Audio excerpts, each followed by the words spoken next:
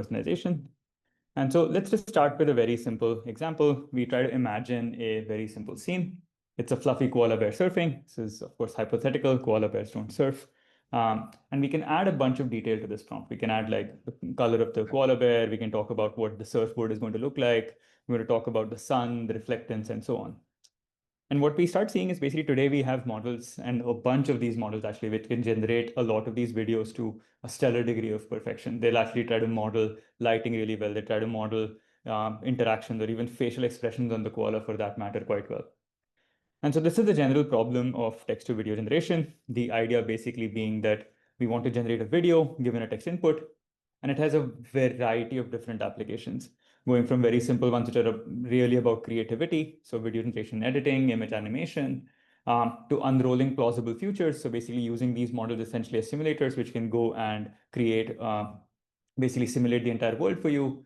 And of course, this also ties into something called world modeling, which I don't know much about. I don't know what that exactly means. So I've just written that because it's a popular word. Whatever that means to you, means to you.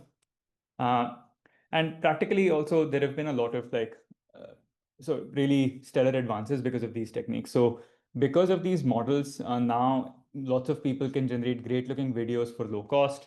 And in the case of movie gen, we ended up partnering with two of the biggest sort of names in Hollywood, Casey Affleck and Jason Blum, who really found and gave us a lot of insights into how they think these models can actually be used for high quality movie generation as well. Of course, there's a brief timeline of video generation models. This is a pretty active field. This is not at all representative, so I'm really sorry if I've missed work.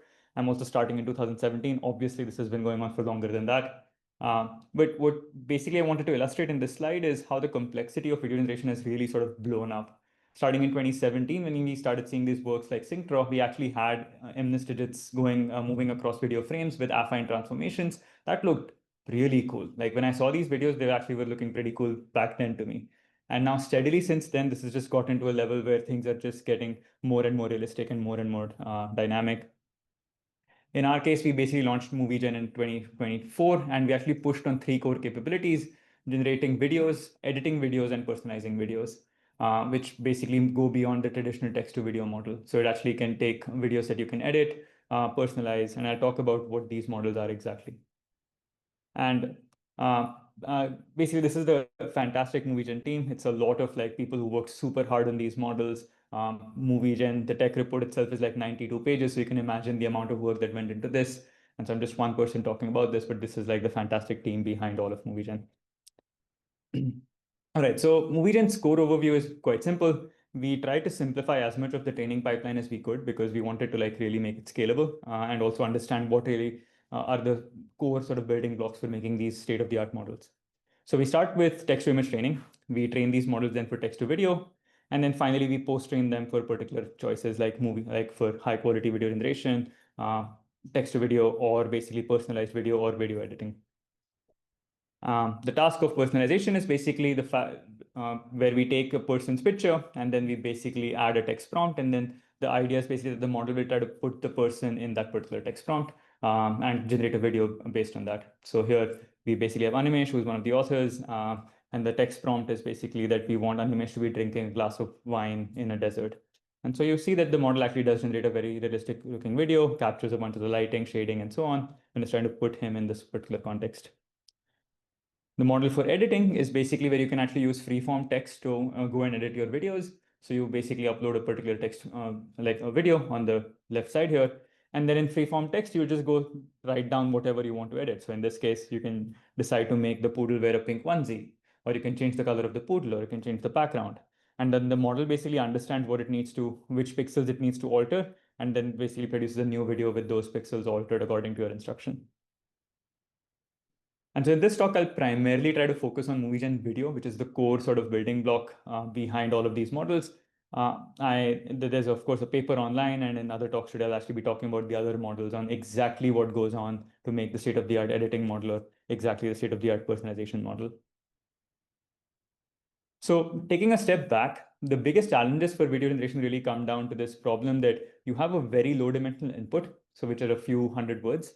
And then you're basically trying to predict millions of pixels. And so for a 500, like essentially for a 10-second video, which is HD, you end up getting about 500 million pixels. And so what you're really trying to do is fill out a lot of information from this model from basically a small amount of text input, and it's really trying to generate a lot of details about the output. And the key challenges then come out to be that when you're generating these pixels, they're not, of course, independent. So you need to ensure visual consistency and quality when you're generating them. And finally, of course, generating these millions of pixels means that these models end up taking about teraflops per particular generation. So this is actually a pretty expensive process, both during training and during inference. The key improvements that we focused on for this were basically simplifying the model architecture as much as we could, because this actually helps us scale these models better. Uh, then the second, of course, piece was to scale up the model, compute, and the data. And then the final aspect was basically like trying to improve the training data quality as much as we could.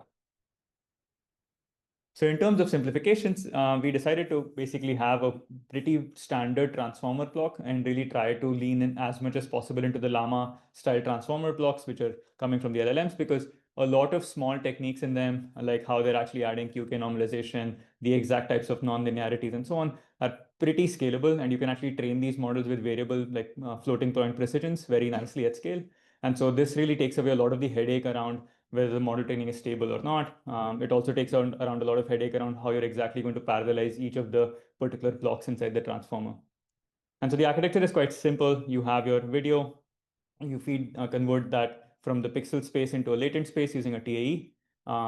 Then basically once you have the latent space, you feed that into a transformer. The transformer will basically perform a set of denoising operations on top of it, and then basically produce the output.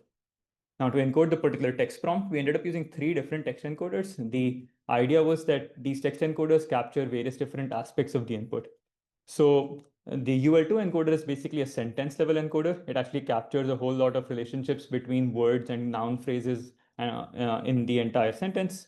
The long prompt meta clip is basically our internal version of clip, which captures a whole lot about attributes and objects, but it's not really it's not about sentence structure really. And ByT5 is this model that does not actually have a text tokenizer. So when you're trying to generate visual text, like for example, that emu holding a particular board, that text just like directly goes into the model without any tokenization. So it really helps you sort of generate visual text pretty accurately. So now with these 3 different types of text encodings, we can represent all the stuff that we want about the input text, and then the model actually has access to all this information. Oops. All right. So coming to the temporal autoencoder, the main reason for using this autoencoder is really that we have a lot of pixels that we want to generate, and we want to compress this space out so we are actually computationally efficient. So the temporal autoencoder that we have is basically a variable length encoder. So it can encode any length of input, being 1 frame, a single image, or being multiple frames, basically becoming a video. And it always downsamples by a fixed factor of 888. So 8 times height width and 8 times in the temporal dimension. And so overall, it basically leads to a 512x reduction in length. And this makes it super feasible now to operate in the latent space pretty nicely. In terms of the architecture, block itself, it's quite simple. We basically just have like the standard Llama 3 block that we ended up using here. And then we added the scale shift parameterization for the time steps coming out of DIT. And that's it. That's basically the simple block. We did not end up doing any other things. This worked out quite well for us. The text embeddings or any of the context that we want to add are just fed via cross attention. And we just had to apply a specific type of parallelization that's mentioned in the paper on the cross attention to make it more scalable. That's basically it. We also found that rather than basically freezing certain parameters or training certain parameters, it was just simpler and actually more performant. Like it was better to have to train all these parameters on both images and videos. So we jointly train both on images and videos, and none of these parameters are frozen. And finally, we actually use vanilla all-to-all attention in the model. There is no split of spatiotemporal attention. The main reason for this is we found that for high motion videos, splitting out spatiotemporal attention actually leads to a lot of artifacts because the model does not learn how to model long-range dependencies. And so for the sort of slow motion videos, you kind of get away with it if you have spatiotemporal attention being sort of factorized. But for high motion videos, you really want basically as much attention as possible. And given a lot of the optimizations that already exist in the LLM world and the fact that we're basically borrowing the transformer block from them, this basically was not a huge challenge in terms of like in terms of memory and training time. The second improvement we made was basically changing the training objective. So this was basically going away from the standard vanilla diffusion to flow matching. And I'll talk about why this was actually necessary. And pretty much, I think now this has sort of become the standard for training video models altogether with flow matching. And I think it's pretty critical for video more so than it is for images. So at a very high level, basically what you do for flow matching is that you start with a video, you have noise, and then you just linearly interpolate between the noise and the video to create your training sample. Then you feed that training sample into the model, and the model is just going to predict the difference between the original video and the noise video. So it's a very simple thing. There is no alpha, beta, or whatever, alpha bar, and then any of those like funky things that you see in diffusion. It's actually very straightforward. And it's straightforward, and actually it has this other nice property, which is critical for video. So if you go back to the slide, so this is actually from the CVPR tutorial and like one of the other papers. If you look at how diffusion works, you're basically adding noise at every particular point until hopefully you've destroyed all the signal into your input. And what you observe is basically if you follow the same diffusion noise schedules for images of high resolution, you actually don't destroy noise at the same exact rate. And in fact, at the very end, or towards the end, which is basically towards the entire right, there is actually some signal still left inside the input.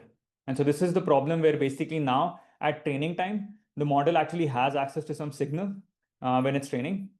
But at inference time, when you're actually doing inference with pure Gaussian noise, there is no signal inside the noise. And so the model basically has this train test discrepancy, which leads to really, really like weird videos. So in our prior work in 2023, we had already shown that like this really needs to be fixed. So in the top is basically a diffusion model trained with the standard stable diffusion style schedules. And in the bottom is basically our models. And in the top, what you see is basically that the model just has, because it has this weird train test discrepancy, the object consistency is very, very, very poor. And you have to really fix this problem in order to start training basically these video models. And in general, what we found is basically that for like without basically this fix, we could not train video models at all. And with flow matching, it's actually naturally sort of zero SNR in the sense that it guarantees that it will go destroy signal at the very last time step, especially the version of flow matching that we use, which is the optimal transport version. So it's a very simple, like basically one slide, no like schedules, no curves, nothing. Very simple way to like implement. You basically want to construct your training sample as a linear interpolant of your noise and your video, and you're asking the model to just predict the first derivative of that, which turns out to be a very simple thing, which is basically the x1, which is going to be the noise, minus x0, which is the signal. You add these sigma factors really for numerical stability. Even if you don't add them, it doesn't break down entirely. It kind of still works. With sigma, it just works slightly better, and you really don't have to tweak the sigma values a whole lot. So that's why like it's a very simple implementation, takes about like 50 lines of code versus like the diffusion implementations, which end up taking like a huge, huge, huge number. And well, it actually turns out that it also works better. So we ran a bunch of controlled experiments where we had the same exact model, the same training flops, and the same data.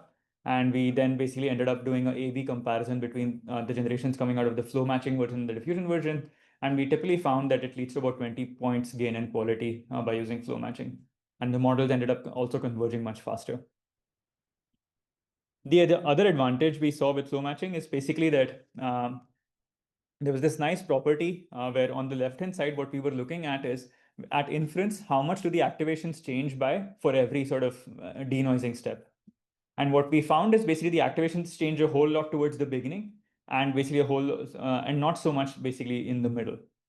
So what that basically means is that when we're actually doing inference, we can sample the time steps not in a linear manner, but in a sort of quadratically spaced linear manner.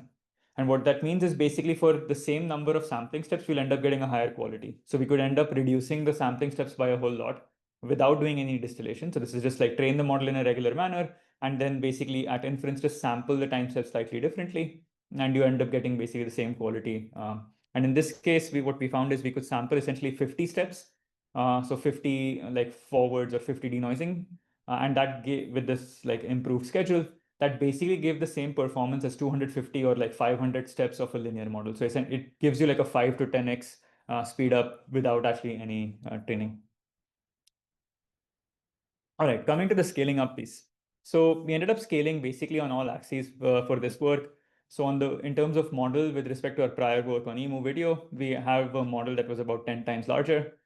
For training compute, also we ended up using about 10 times more compute. And in terms of data, also we ended up basically using 10 times more data. So essentially scaling by an order of magnitude on all of these sort of primary axes. In terms of the video output, this model actually produced 4x longer videos with 8 times more pixels compared to what our previous model was. And it actually produced videos at a native frame rate. So our encoder actually encodes directly at 24 FPS. We don't really have any temporal or spatial super resolution. It basically just like the model produces the final video directly. And what we found is basically producing at native frame rate actually leads to much smoother motion overall. And that's actually why you see less motion aliasing artifacts in the videos. Now, the biggest challenge, of course, when you're trying to generate these videos is the fact that basically your attention scales quadratically with the number of patches. And so it's really going to be like h times w times t the whole squared. And this is, of course, a huge, huge problem.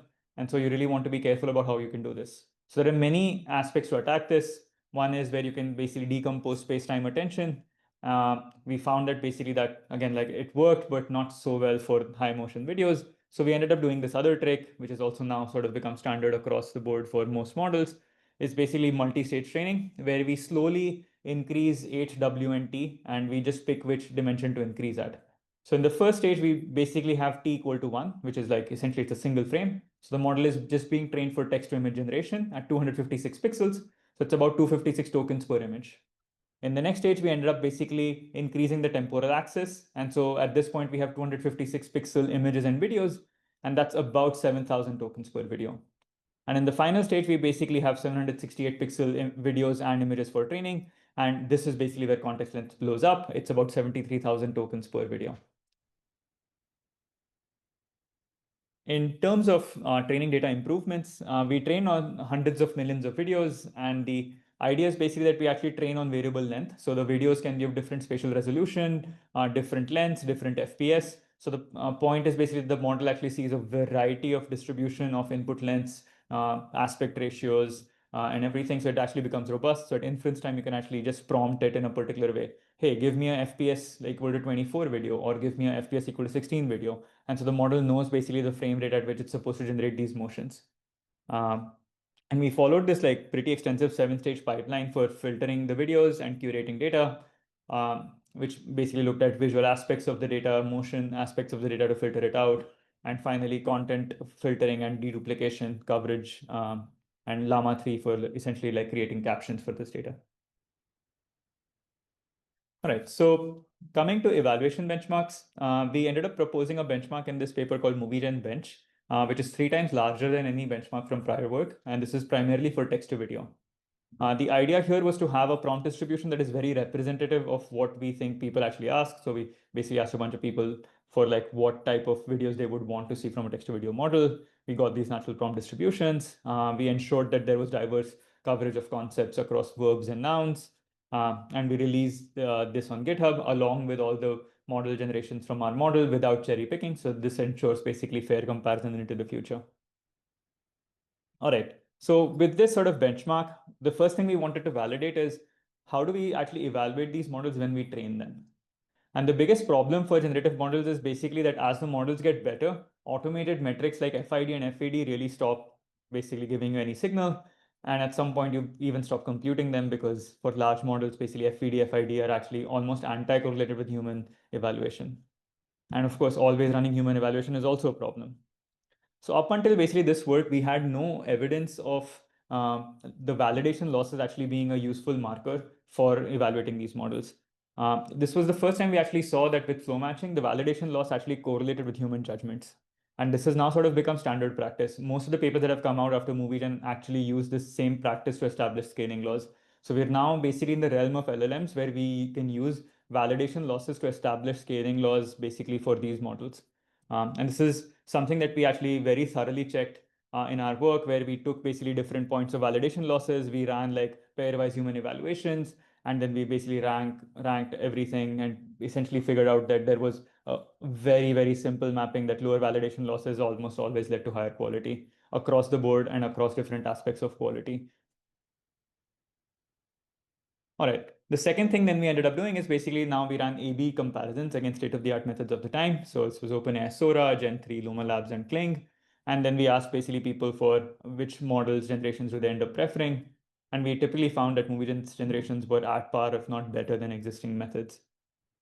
And one particular axis where they actually were quite a bit better was realness. So when we asked people to basically pick between model generations from two models and pick, hey, which one actually looks more real to you, as if it was not generated, it turned out that the strongly preferred movie generations coming out. And the same model basically, like I said, it's trained on variable sequence length, so it can actually do text to image generation as well.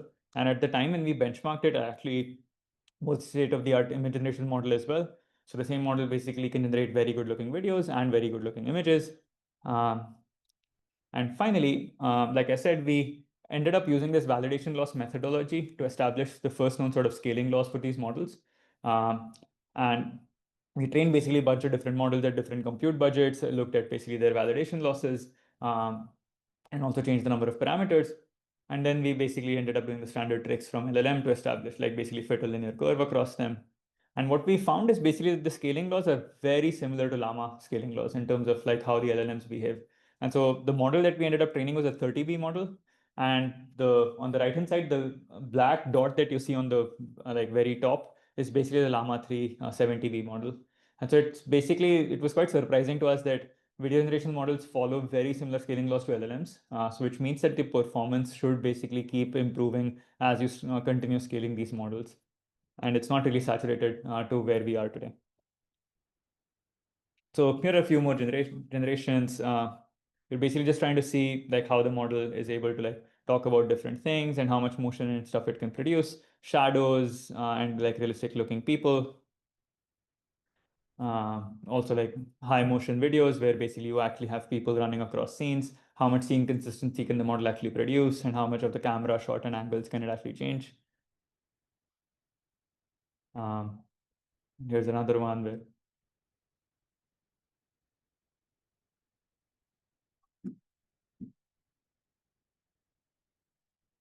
all right. So with that, my talk's at an end. Thank you.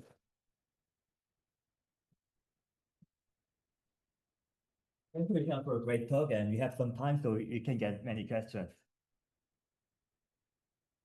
Yeah. Thank you for the presentation. A lot of the video generation models face issue with like the hands and the fingers. In this one, I didn't see the whole thing, but how did you do you notice, first of all, how did you do you see that issue, and how did you like were able to kind of navigate that problem? Yeah, so the fingers issues typically for us, we found that once you cross basically like a 4 billion model range for training, the finger issues basically typically just stop appearing. So it seems to be quite a strong model capacity issue rather than a training data issue. So with the same training data, if you basically end up scaling your model, a lot of these visual artifacts seem to go away. Okay. And what about the hand size? Usually also an issue.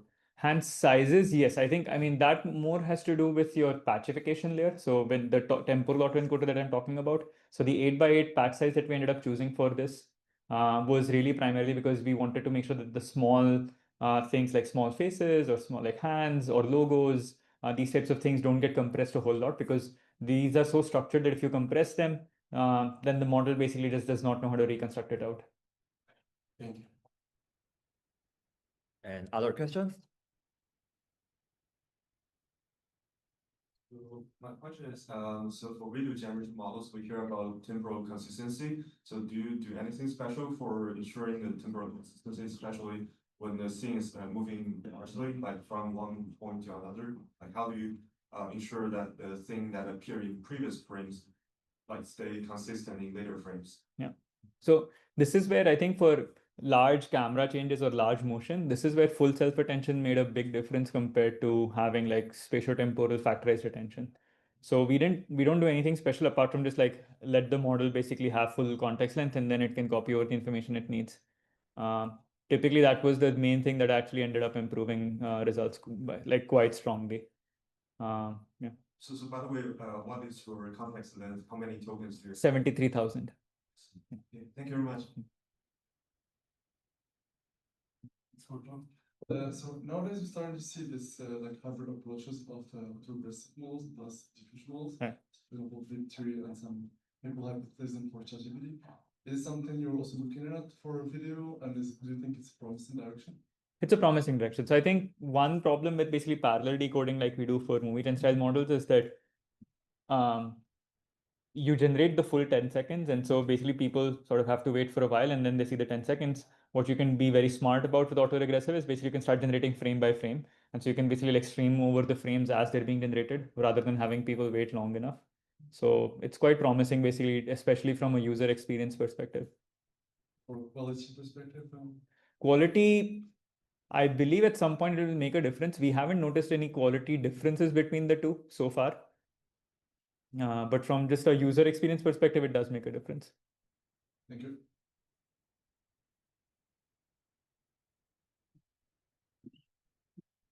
Thanks very much for the talk. I have two questions. The first is that, like in terms of the evaluating the model's realness, I think currently it's mostly by the human judges. So I was wondering if can you comment on that? Like, for example, is there any other quantitative metrics that you can use to ensure something like physical plausibility? This is something also a lot of video generation models are struggling. And the second is, most of the models I think currently are struggling to generate the correct text, like even though sometimes the logos, and can you also comment on that? Yeah. So on the realness, I think in general, like automatic evaluations for generative models, it's sort of like, I would say, a generational thing where basically the auto evaluations from 3 years ago don't work anymore because the models have just become more powerful. So essentially auto evaluations sort of co-evolve with the model capabilities. Because at the end of it, we don't really have all like these are the auto evaluation models are also machine learning models. And so they're essentially overfitting or sort of like overfit or really focused on the artifacts of the current generation or the current models that you're training. And so you really have to co-evolve them. So this is why at the end of it, the human judgments seem to be the best sort of way of like moving forward. And so for realness in physics, they end up becoming our source of truth. We do have like models that we train for like getting some like sanity checks, but like I said, those also basically need to continuously be adapted for whichever model is being trained. On the second piece of visual text. So this is why we have ByteFi for our models. This was one of the big differences because what we found is when you're relying on these embeddings coming from like T5, UL2, Clip, or all of these things, these models actually have tokenizers, text tokenizers. So the text embeddings don't really capture. If you give like a funky word, which is typically not present in the dictionary of these models, they'll tokenize it in a weird manner, or they may tokenize it basically to unknown tokens. And so now you've essentially lost that information in your text embedding, and there is no hope that your diffusion model can even recreate that because there is no information there.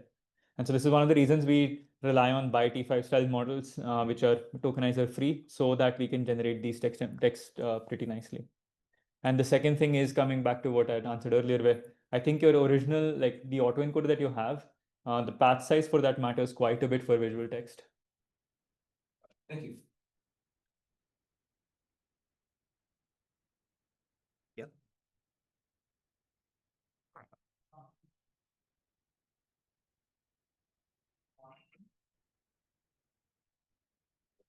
Thanks for the amazing talk. I just I had a question about the video editing side of the model. As I understand it, it enables editing of existing elements in the scene, clothing, style, and stuff. How about like inserting new concepts, inserting new objects or objects? It lets you do that. Can do that. Yeah. Okay, with regards to the training data, how that did you construct like data for that specific task, or is it like the general editing of naturally generalizes to object insertion?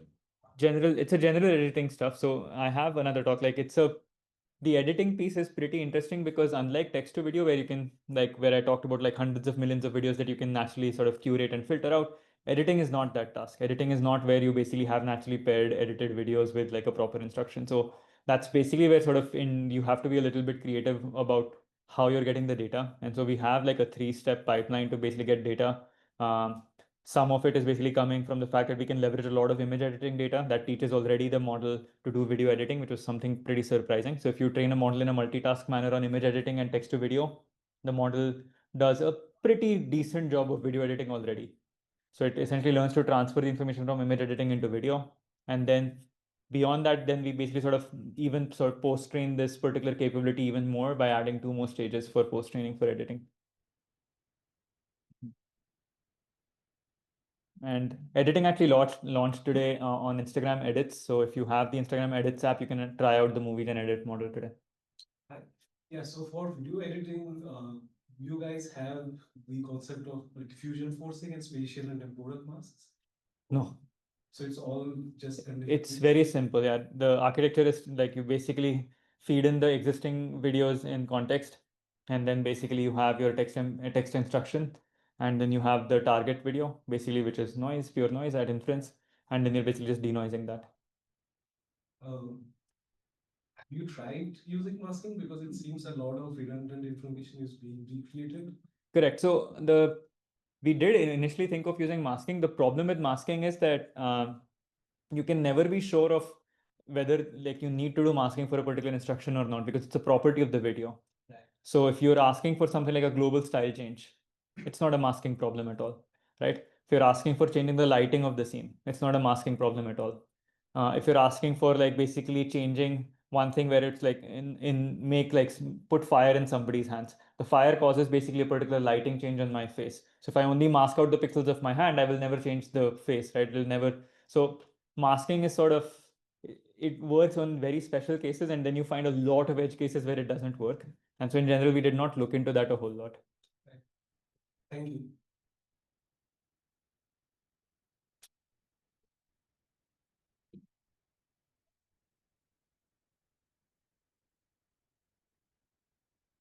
Yeah, is it able to handle numerical prompts? So if you say a certain number of objects, can it generate and is it accurate in doing that? So up to 3, typically, yes. Beyond that, it just tends to struggle quite a bit. Yeah. Up to 3 is typically easier. Like you should say one person, 2 people, 3 people, sure. 4, maybe 5. So like if you then it becomes crowd. Then it'll generate like a blob of like crowd of people. Then you sort of have to deal with that. Gotcha. Yeah. And then what about like location? Like, could you say, you know, a person in the upper right of the frame or, you know, 10 feet away, 20 feet away, something like that? 10 feet, 20 feet is harder. It's just because I think it just depends on like the kinds of captions Llama 3 generates for us, which was not basically like, it was not generating 10 feet, 20 feet captions. Location, yes. Cameras also, yes. You can control camera quite nicely. Okay. So you can basically have like tracking shots, zoom in shots, zoom out, all of that stuff. It understands pretty easily. And do you have any idea about using this for like synthetic data generation for object detection tasks? Yeah, so I think there are quite a few papers now that basically use these models for tracking, for video as well, right? Because for video, you end up getting like tracking objects data as well pretty easily. So yeah, I think more and more work will basically start appearing on this one. Thank you. A brief one question. So for the personalization model, does it also work similar to the editing model that you have an image and then? Yeah, same thing. Yeah, it's pretty like, we didn't tweak a whole lot we didn't fiddle around with the architecture a whole lot because we wanted to basically keep it flexible enough that we could just like tweak whatever, add whatever context as conditioning and then just make it do the task. Is this just gonna be released on Instagram or it's gonna be available to the public like through other venues? So there's Instagram and there's meta.ai on which it's available for people to try out. So these are the 2 places. And it's gonna be released today, you said? Yeah, it released yesterday, I think, or yeah. Okay. Yeah, right, yesterday or today morning. Cool. So if there are no more questions from audience, may I ask the final one? Yeah. So recent video generation models, including movie gen, are so great. They are creating high quality images. Even some are generating audios. But so what is the remaining most interesting question or challenge in video generation? Many challenges. I think like the question that someone was asking, right? Like counting and like precise counting. Precise interactions are still very hard. So you can do stuff like talks to the animals, but if you want to like really direct basically the squirrel and be like, the squirrel places one hand on the like kid first and then basically like then climbs up on this particular arm or something. Like sort of very precise instruction following is still a big problem. You can now get basically like very generic things. If you give a generic thing, the model will follow and you'll kind of be happy with it. But if you want to make it more and more precise and you want to add more control, then it just gets harder. So precise instruction following is a pretty challenging thing still. I think then just stuff about like there's just so many interactions that we do in the world, right? So let's say if I want to make a video of a person typing on a laptop, as they're typing, something to change on the screen. You can, and depending on what the exact word is, I want to make a video of a person sort of playing with the Instagram app. Now, this is a very complex thing where basically now the video generation model needs to talk about like how the Instagram app even works. So it sort of starts getting into like so much complexity that I think all of that is nowhere where we are today. So it works pretty well for a general purpose thing where you want to make something that looks cute and fun. But when you start moving it into like serious applications, either into like robotics where you want like very precise object control, or like into like actual filmmaking where the directors actually care about exactly how the scene is set up and how things move, then it just gets challenging. So what would be the solution for this? Maybe just a lot of fine-grained attention and RLHF? Fine-grained attention RLHF, I think is also fundamentally something that you'll have to fix with the training objectives. So I think flow matching is already a pretty big sort of difference to what we were doing from like previous diffusion models, but I do think there is a lot more improvement in that space as well to be done. The other thing that is kind of funky is I think video generation and like image generation are in this weird setup where our tokenizers are optimized separately, our representations are optimized separately, and then our generation model is optimized separately, and they don't even optimize for the same exact thing. I think that creates a lot of issues. And that's where like you have sort of alchemy kind of almost going on between how you're training the tokenizers and how you're training the diffusion models. All of that just needs to be revisited quite a bit. Thank you so much. Yeah.